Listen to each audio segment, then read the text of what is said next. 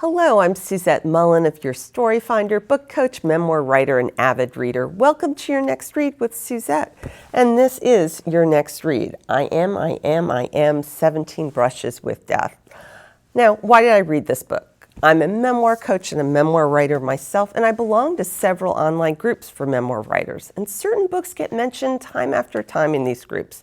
And I am is one of them, both for its unusual structure and the magnificent writing.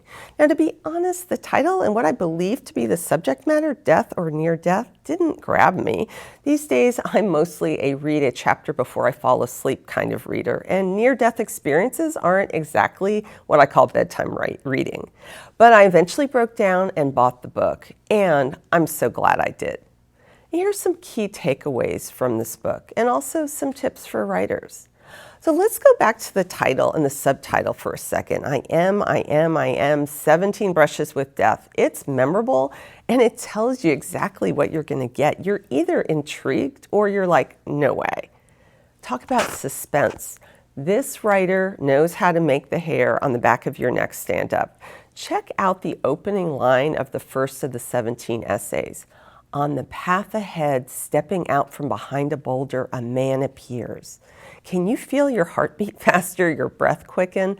I was already afraid from the author. Right there, I know something bad's about to happen, and I don't know exactly what or how or when, but this is not good. And I have to keep reading to find out. This book is actually relatable. Now, a book about 17 Brushes with Death might not immediately strike you as relatable, but amazingly it is. Her brushes with death are not all about a man stepping out from behind a boulder. Some start out much more innocently, and they make you think about the moments when you may have come close. They make you think about how fragile life is, and this is one of the ways you know you're in the hands of an author who knows what she's doing. She's not just writing about the stuff that happened to her, 17 Brushes with Death, but she's tapping into something more universal, something we can all connect with. At its core, this book is about our mortality, about the choices we make and the ones we don't, and how and why we do the things we do. I want to talk about the structure of this book. One of the biggest challenges for memoir writers is how to organize or structure their story, and this book is organized around those 17 brushes of death, each one told in an essay form, each one that can stand on its own, but in conversation with each other, it makes a richer, more complex story. I tend to prefer traditional narratives, one story with an arc, but I'm finding I'm more and more attracted to these books with less traditional structures. Now, in spite of me saying that this subject matter isn't exactly bedtime reading, that's precisely what it became for me. One brush with death before bed, just what the doctor ordered. Now, who should read this book? Well, anyone who appreciates beautiful writing. In the biz, we call this literary memoir. Anyone who's had a near-death experience herself, 17 not required, or a family member who has, or really anyone who thinks about his or her mortality.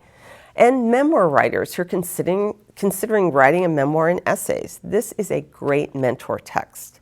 Now, if you like I am, here's some other memoirs using the essay form that you should check out.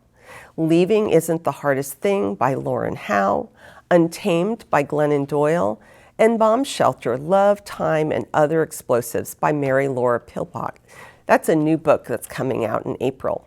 Now, for more book tips, check out my Reader's Corner posts on Facebook, Instagram, and Twitter, and please visit my website, yourstoryfinder.com.